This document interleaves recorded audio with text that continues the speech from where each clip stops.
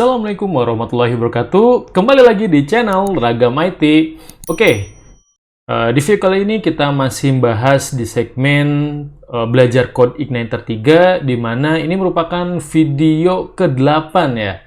Ya, di mana di video part 7 yang lalu ya kita membahas tentang parsing data, dan di sana saya telah memberitahu bahwa di part ke-8 ini kita akan bahas database ya yang disinkronkan ke dalam project Code Igniter kita. Nah, tapi ternyata ada hal yang menurut saya penting untuk dibahas sebelum kita membahas lebih lanjut mengenai project Code Igniter menggunakan database. Nah, apa yang akan kita bahas? Jadi kita akan bahas tentang form validation di Code Igniter 3 pada video part ke-8 ini. Mungkin kalau yang sudah belajar web, terutama web native, ya misalkan HTML ataupun PHP dasar, sudah tahu apa itu form validation, karena ya di PHP native pun juga ada form validation. Tapi yang akan kita pelajari di segmen Code Igniter jelas adalah ya form validation di Code Igniter 3. Atau mungkin kalau misalkan teman-teman yang belum tahu form validation itu apa sih? Nah, dari kata-katanya ya ada bahasa Inggris ya, form validation, berarti validasi pada sebuah form. Atau mungkin teman-teman tanpa sadar pernah mengaktifkan fitur form validation pada sebuah website saat kalian mengetikkan form, ya form inputan tentunya ya. Nah, misalkan di sini saya ambil contoh, saya sudah buka Instagram. Nah, di mana di sini ada halaman login Instagram, ya ada form input untuk menginputkan phone number dan password. Nah, misalkan kita akan coba tes apakah form login Instagram ini mempunyai form validation atau tidak. Ya, oke, misalkan saya masukkan user Instagram saya, ya, terus kemudian passwordnya saya salahin ya. Nah, kita login. Nah, kemudian akan muncul form validation yang memberitahu bahwa password yang saya masukkan itu salah. Nah, jadi kurang lebih form validation seperti ini. Ya, atau bisa diartikan form validation ini sebagai keamanan, ya salah satu keamanan pada sebuah program, entah itu website ataupun program desktop lainnya, ya, untuk menghindari kesalahan dari user atau human error. Ya, contoh kecilnya gini, misalkan kalian dihadapkan atau disuruh mengisi sebuah form input data biodata misalkan. Nah, ada banyak sekali form di sana seperti input nama, kemudian alamat, jenis kelamin, sampai yang lainnya. Nah, untuk menghindari terlewatan penginputan data, misalkan kalian lupa menginputkan atau mengetikkan data alamat. Nah, perlu adanya form validation saat mengklikkan tombol save. Jadi, misalkan nih, kalian terlewat mengisi form data alamat. Nah, saat klik button save, nah di situ websitenya akan memberitahu bahwa ada form atau ada form alamat yang belum kalian isi. Nah, itu salah satu kegunaan dari form validation. Oke, langsung aja kita praktekkan bagaimana penerapan form validation di Code Igniter 3. Jadi, untuk projectnya kita masih menggunakan project sebelumnya, yaitu belajar CI. Nah, di sini saya sedikit modifikasi tampilan aja ya, biar agar rapih. Jadi, kalau misalkan teman-teman lihat di pertemuan part ke-7 kemarin kan bentuknya nggak seperti ini ya. Ini cuma pindah posisi aja, jadi teman-teman nggak usah bingung. Ya, nanti akan saya lihatkan source code urutan form yang baru ya. Nah, niatnya di sini kita akan membuat form validation di halaman input biodata ini, karena di pertemuan part 6 kemarin di parsing data kan kita belum memasukkan form validation. Nah, jadi saat kita tidak mengisikan data di ketiga inputan ini, saat kita klik kirim, nah ini masih bisa parsing atau masih bisa diproses, padahal datanya itu kosong. Nah, kita mencegah hal seperti ini. Ya, jadi salah satu saja tidak kita isi, itu tidak akan bisa diproses dan akan muncul notifikasi peringatan bahwa ya si nama, alamat, dan handphone harus diisi, gitu ya. Oke, langsung aja kita buka teks editornya, langsung kita praktekkan. Oke, jadi untuk membuat form validation di CodeIgniter, kita perlu konfigurasi terlebih dahulu ya di bagian autoload. Nah, jadi di autoload libraries ya, kalian panggil function atau fungsi yang namanya form validation. Ya, jadi sama halnya seperti form kemarin, kemudian URL. Jadi form validation ini ya, kalau kalian ingin menggunakannya, kalian wajib ya memanggil atau meload si libraries yang namanya form_validation, di mana kalau tidak memanggil libraries form validation ini, ya codingan yang terkait dengan form validation tidak akan terbaca pada CodeIgniter. Makanya silahkan teman-teman tambahkan di autoload, ya di config di autoload, di bagian autoload libraries, itu kalian tambahkan form_validation. Ya, nah kalau udah kalian save, ya, kemudian close aja dulu. Nah, untuk membuat form validation, kita mulai dengan membuat rules-nya, ya, atau aturannya, ya, yaitu kita taruh di mana? Kita taruh di bagian controller. Nah, di sini controller home, ya, di mana controller home kemarin di part ke-7 saat pembahasan parsing data, di sini kan kita telah membuat function yang namanya kirim data. Nah, kita akan masukkan di sini aja karena ya masih diproses parsing data, cuman bedanya kita tambahkan form validation. Nah, untuk pembuatan rules-nya itu seperti apa sih? Atau gini aja dulu, rules itu maksudnya apa? Nah, jadi rules ini, aturan ini, ya, dia kan digunakan sebagai penentu bentuk form validasi. Nah, bentuknya mau apa sih? Apakah sebuah required? Ya, artinya permintaan kayak harus diisi text box-nya, kalau nggak diisi nggak bisa diproses lebih lanjut, atau bentuk validasi lainnya. Nah, makanya pertama saya ulangi, kita harus buat rules-nya terlebih dahulu. Nah, gimana cara buat rules-nya? Ya, cara buat rules-nya adalah, ya di sini kita this, kemudian panah, form validation, panah, kemudian set rules, ya, dalam kurung. Nah, dalam kurung kutip satu yang pertama adalah si nama komponen yang ingin kita beri validasi.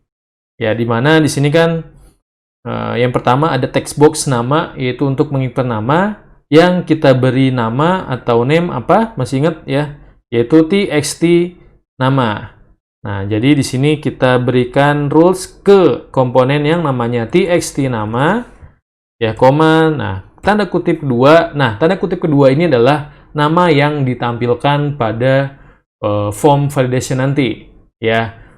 Nah, masa sih namanya txt nama? Ya, mas jelek kan ya kalau ditampilkan tuh. Masa silahkan isi form txt nama karena belum diisi. Nah, kan gak enak, masa txt nama. Nah, jadi di dalam kutip kedua ini, ya, kita akan menampilkan nama dari si komponen yang ingin ditampilkan. Ya, nama keduanya lah intinya gitu ya.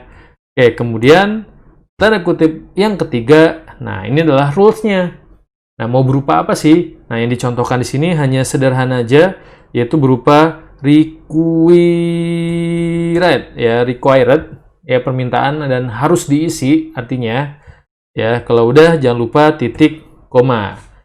Nah, kita lakukan hal yang sama ke tiga form ini, ya, si text box, alamat, dan endpoint. Misalkan ya logikanya kalian emang wajib harus mengisi ketiga komponen ini, nama, alamat, dan endpoint. Berarti ya tadi harus buat rules di ketiga-tiganya. Kita copy aja, ya, biar cepet. Oke, kita tinggal ganti aja. Berarti yang alamat itu namanya txt alamat, namanya adalah alamat. Ini untuk ditampilkan di form validation-nya. Ini no HP ya. Coba kita pastikan dulu ya. Oke, txt no HP benar.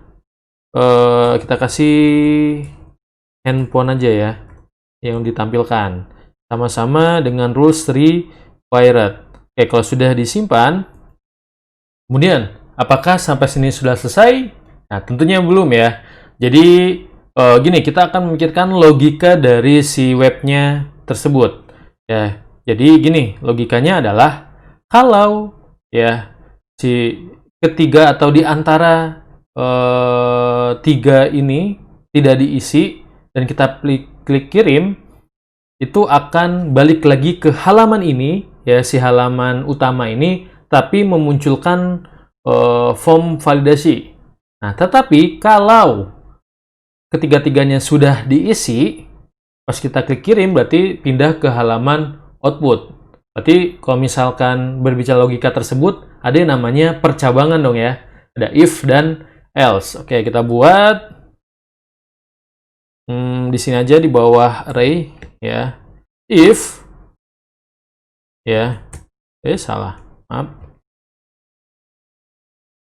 If benar ya.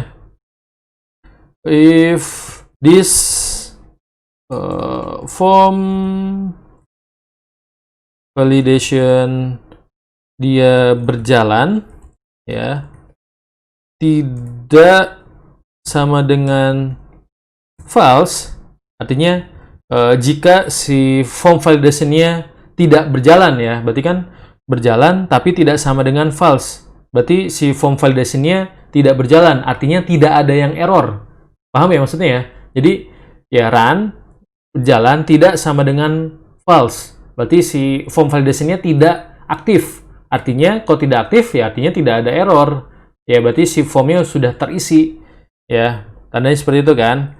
Maka nah, berarti kalau tidak ada error ya berarti lanjut ke mana? Ke form halaman output. Kita pindahkan ke sini ya. Oke, else. Nah, kalau else berarti kalau misalkan si form validation-nya berjalan ya berarti kita balik lagi ke mana? This load view dan masih di halaman utama ya namanya ya. Oke. Dah. Kalau sudah kita save. Nah, kalau sudah kita akan coba tes terlebih dahulu. Ya, sudah di save kan tadi ya. Nah, kita refresh dulu. Misalkan kita tidak inputkan ya sama sekali pas kita klik kirim. Oke. Kalau misalnya lihat dari linknya, URL-nya ini sudah berhasil, artinya saat tidak diisi, klik kirim, dia balik lagi ke sini, ke halaman utama lagi, ya. Tapi kalau misalnya diisi, nah ini sudah terjadi parsing data, mengirimkan data ke halaman output, ya. Tapi kenapa saat tadi ya, padahal kita udah coding, tapi tidak diisi, udah benar balik lagi ke halaman utama, tapi belum ada notifikasi atau pemberitahuannya. Nah, apa yang kurang? Yang kurang adalah kita belum mengcoding menampilkan form validasinya di sisi view-nya, yaitu di si halaman utama ini. Nah, jadi buka form editornya, kemudian ke ini ya, ke bagian page di halaman underscore utama, yaitu di bagian view. Nah, di sini kita di atas form open, kita akan membuat coding form errornya gitu ya. Itu codingnya adalah form echo, kemudian validation error nih, udah ada tuh, lihat validation error udah ada. Nah, kalau udah ada, tinggal kalian titik koma, tutup PHP-nya. Oke, kalau udah di save, kita tes lagi, apakah sudah bisa atau belum. Kita ke base URL dulu, enter, kemudian kita coba tes ya. Nah, tidak kita isi, kemudian klik kirim.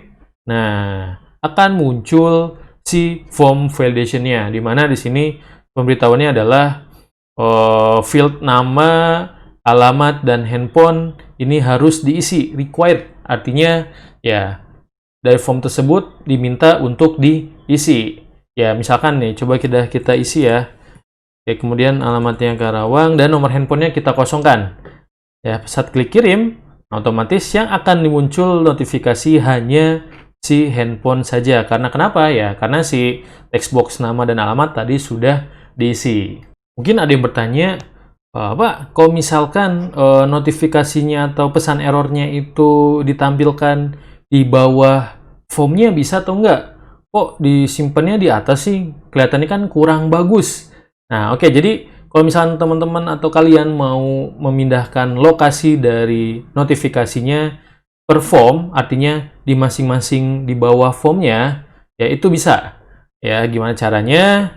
Ya, kita edit lagi si bagian view-nya. Jadi di sini kita akan hapus. Tadi kenapa muncul di atas? Karena tadi kita akan taruhnya kan di atas ya. Nah, sekarang kita taruh di bagian bawah setiap komponen. Kita ini dulu. Nah, biar kelihatan ya. Nah, jadi taruh di bawah text box-nya. Nah, artinya di bawah sini, di bawah tag input. Nah, codingnya apa? Ya, PHP.